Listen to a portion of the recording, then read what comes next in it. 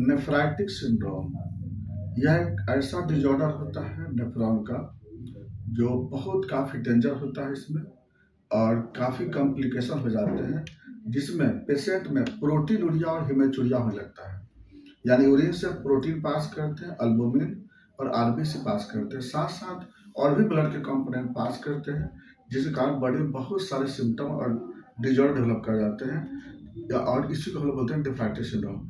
आखिर होता क्या है? देखिए, हम बनाए हैं किडनी का एक नेफ्रॉन का फोटो बनाए हैं। ये बोमेंस कैप्सूल है, पीसीटी है, लुपोफेन है, डीसीटी कलेक्टिव ट्यूब्स और आगे चल के बनता है कैलिसेस। ये हो गया ब्लड वेसल, जिसको अफरेंट आर्टियोल बोलते हैं। ये ग्लोमेरुलर कैपिलरीज होता है, यहाँ पर इफरेंट आर्टियोल्स बोलते हैं। यहाँ पर जो होता है वो ग्लोमेरुलर मेम्ब्रेन बोलते हैं, जहाँ पर नीचे पोडोसाइट होते हैं, ऊपर में एंडोथेलियल सेल होते हैं। दोनों के बीच में कुछ पोर होते हैं। इस पोर में तो निगेटिव चार्ज होते हैं। इस पोर का साइज होता है 75 नैनोमीटर। ऊपर में होता है 100, नीचे होता है 25 नैनोमीटर, एवरेज होता है 75 नैनोमीटर होता है। और यहाँ पर निगेटिव चार्ज होते हैं। अगर किसी कारण से बॉडी का कोई भी एंटीबॉडी, चाहे वह जैसे आईजी ग्रुप का एंटीबॉडी हो या फिर यहीं पर किसी का ऑटो एंटीबॉडी बन गया हो, तो कोई भी एंटीबॉडी आकर के डिपॉजिट कर जाता है यहाँ पर, और डिपॉजिट कर करके आकर के और यहाँ पर क्या करता है, यहाँ पर इंजुरी प्रोड्यूस करता है। इंजुरी करने का यहाँ पर क्या होता है, क्रोनिक इन्फ्लामेशन करते हैं, जिस कारण पोर का डायमीटर होता है वो बड़ा हो जाता है यहाँ पे। और इसके कारण क्या होता है, यहाँ से अल्बुमिन और आरबीसी में पास करने लगते हैं। इसी कंडीशन की वजह से बॉडी में कई तरह के डिजॉर्डर मिलते हैं, जिसको हम लोग नेफ्राइटिक सिंड्रोम बोलते हैं। इसमें सबसे मोस्ट कॉमन एंटीबॉडी जो होता है वो होता है स्ट्रेप्टोकोकस का एंटीबॉडी, इन्फ्लुएंजा का एंटीबॉडी।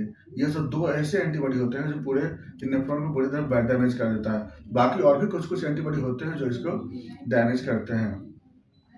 इसके लिए क्या है, डायग्नोसिस के लिए क्या करते हैं हम लोग, इसमें लोग आरडीओ फ्लूइड कराते हैं। आरडीओ फ्लूइड कराते हैं तो उसमें हमें अल्बुमिन प्रेजेंट मिलता है, प्लस उसमें आरबीसी प्रेजेंट मिलता है।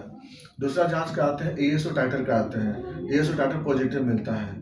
और अगला हम लोग कराते हैं टोटल आईजीए कराते हैं, यह भी उसे बढ़ावा मिलता है।